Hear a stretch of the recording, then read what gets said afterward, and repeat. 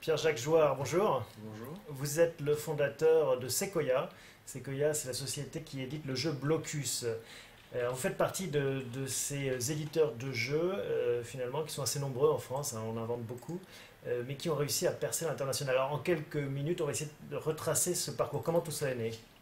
Écoutez, moi, je viens pas du monde du jeu. J'étais au départ cadre financier dans une grande entreprise. J'ai eu envie de lancer ma société, de me lancer dans l'aventure de la création d'entreprise. Et j'ai rencontré fortuitement, par hasard, un créateur de jeu qui avait une idée. C'est le premier créateur de jeu que j'ai vu. Depuis, j'en ai vu beaucoup, mais celui-là, il avait une idée géniale. Il avait créé un jeu et qu'il avait essayé de commercialiser. Ça n'avait pas marché.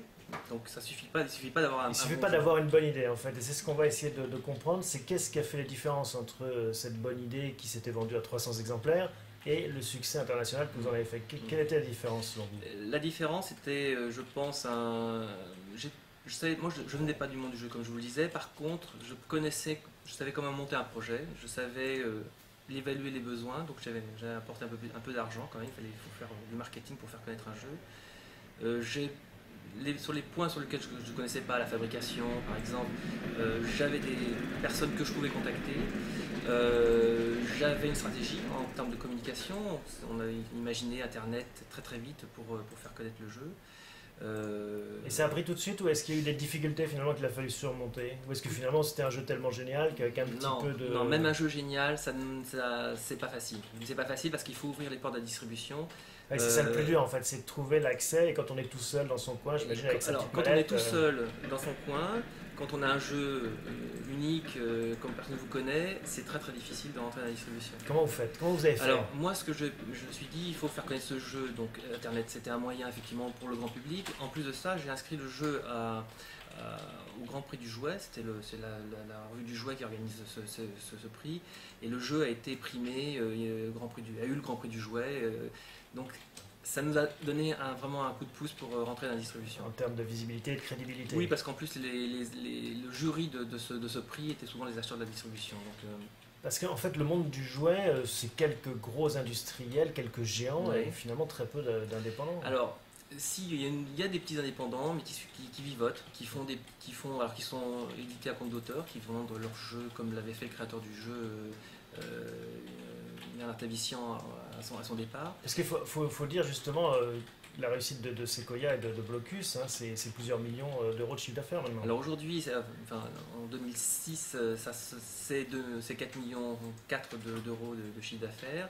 Cette année 2007, on vise 5 millions d'euros. Ça veut dire que on vend beaucoup de jeux pour arriver à ce chiffre d'affaires. Oui, on a vendu l'année dernière 1 million de Blocus dans son ensemble, hein, selon les différentes, dans toutes les versions. Donc gagner un concours, rentrer dans la distribution, ça aide. Après, est-ce qu'il y a des pays en particulier qui sont Alors, plus joueurs que d'autres? ça aide. On a commencé par la France.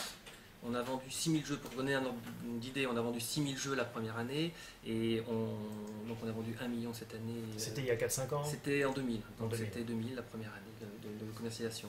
Donc dès le départ, on a voulu aller à l'international. La seule chose, c'est pas facile d'aller à l'international en direct.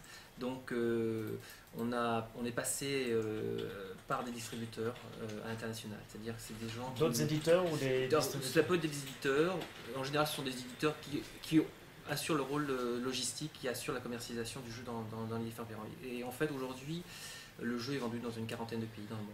Et entre éditer son jeu tout seul dans son coin, essayer de le distribuer, de le produire, puis de le distribuer, de le fabriquer, puis de le distribuer, et aller le vendre à un gros éditeur, ça ne vous a pas traversé l'esprit aussi? Alors, d'abord, il faut les opportunités. Il faut qu'un gros éditeur comme Mattel ou Hasbro s'intéresse à un nouveau jeu, ce qui est rarement le cas.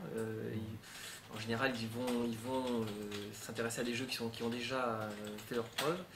Je ne dis pas qu'ils n'éditent pas de jeux nouveaux, mais enfin, ils sont très très sélectifs. Et donc c'est plutôt l'opportunité qui a fait qu'on a trouvé d'autres distributeurs qui s'intéressaient à notre jeu, de taille plus modeste, de taille différente d'ailleurs. Mais notre distributeur américain est un distributeur qui travaille beaucoup dans le monde éducatif. Et aujourd'hui, on est très content d'avoir ce distributeur qui représente la moitié de notre chiffre d'affaires. Et l'inventeur du jeu, Blocus, Il est très content lui aussi. Il touche des royalties. Il touche des royalties, il a arrêté de travailler, il est rentier maintenant. D'accord. Une dernière question, l'avenir pour Sequoia, c'est quoi? C'est trouver d'autres jeux, d'autres filons? Alors, c'est de développer de nouveaux jeux.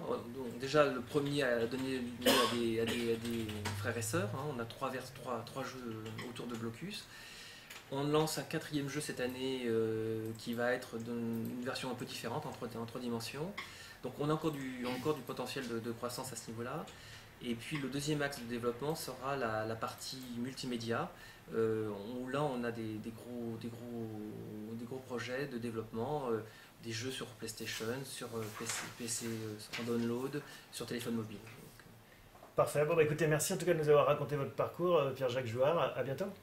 Merci.